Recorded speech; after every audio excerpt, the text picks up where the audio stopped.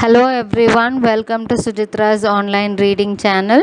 Today we are going to see in the Krishna series Lord Krishna getting married to Satyabhama and also Jambavati. He is also killing Narakasura in this episode.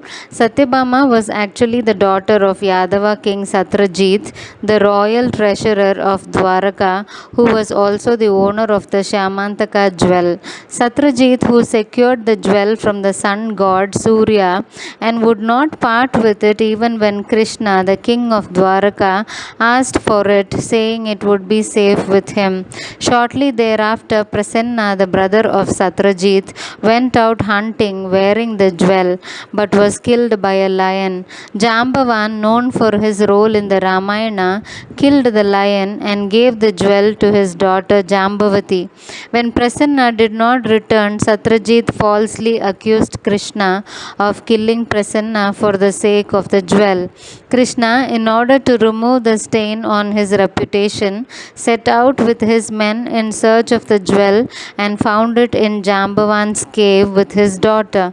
Jambavan attacked Krishna, thinking him to be an intruder who had come to take away the jewel.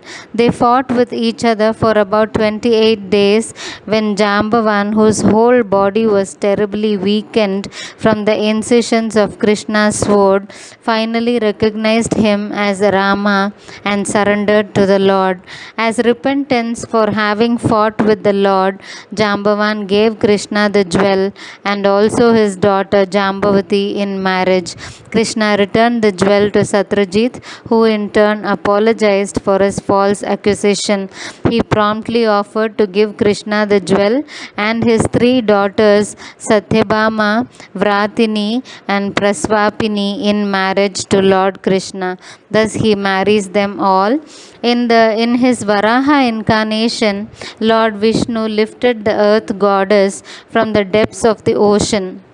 Soon after, Earth Goddess gave birth to a baby boy who later came to be known as Narakasura.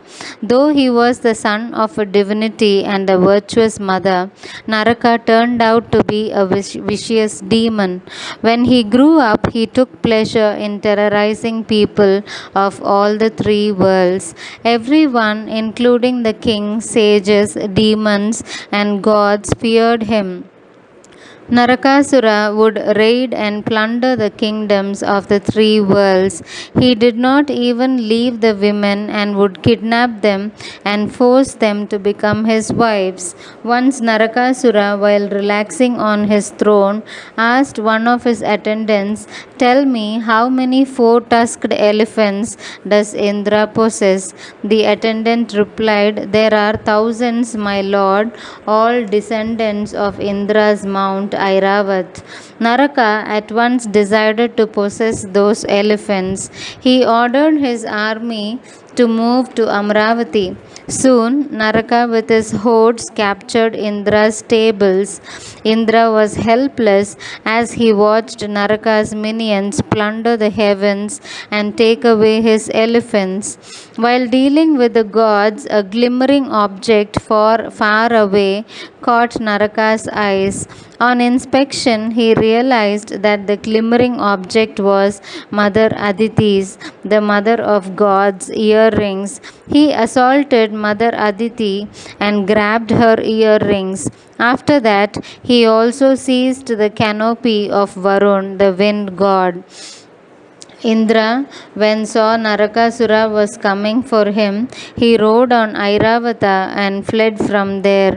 Indra thought, "That arrogant demon dared to touch my mother and take her earrings. He must be taught a good lesson. I know who can do that. Let me go to him." When Indra reached Krishna's palace, Krishna was seated with Satyabhama. Seeing Indra agitated, he asked, asked, "What's the matter, Indra? Why are you so disturbed?" "Lord, the cruel demon Narakasura dared to touch my mother and took her earrings from her very ears. He also took away Varuna's canopy and drove me out of Amravati. Please have pity on us and do the needful." "Where is he now?" asked Satyabhama.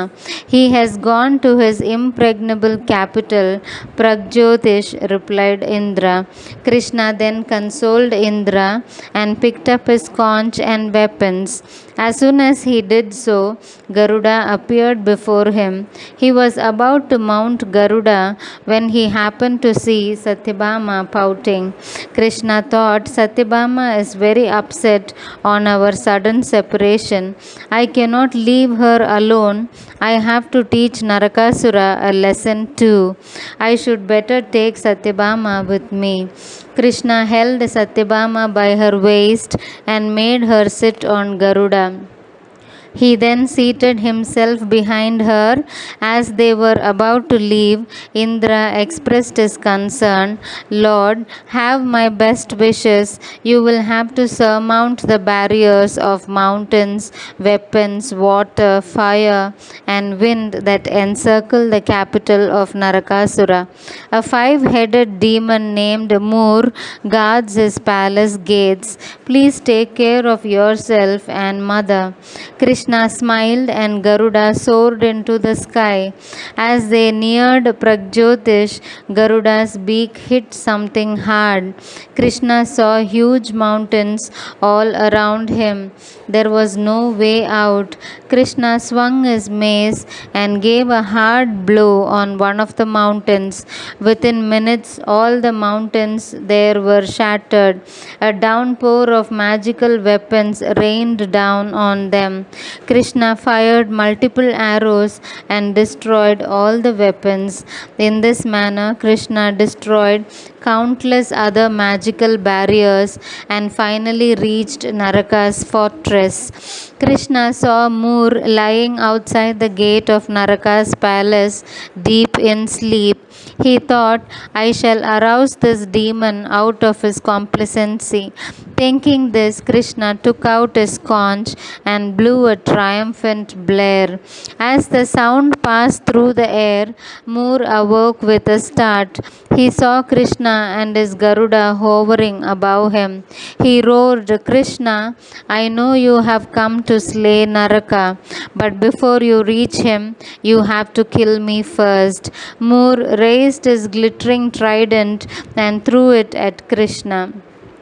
But Krishna was too quick. He shot a divine arrow which caused the trident break into three. Then he sent stinging arrows into the five gaping mouths of Moor. Out of frustration, Moor flung his mace at Krishna. Krishna caught his mace, and with a blast, Moor's mace broke into pieces. The noise made Naraka awake from his slumber.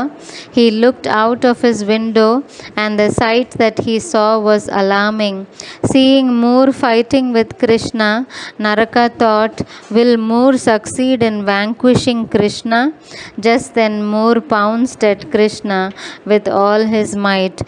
Krishna, with one arm protectively around Satyabhama, raised his finger, and at once Sudarshana Chakra appeared around his middle finger. Krishna showed Sudarshana the way to Moor, and the next moment the wicked Moor's head was severed from his body. When Moor's 7 sons saw this, they ran towards Krishna with huge maces, swords, and clubs in their hands. Krishna showed them the way to their heavenly abode in no time. That's all for today. Hope you enjoyed this episode. Tomorrow is the final episode of Shri Krishna series. Hope you will love it all the episodes.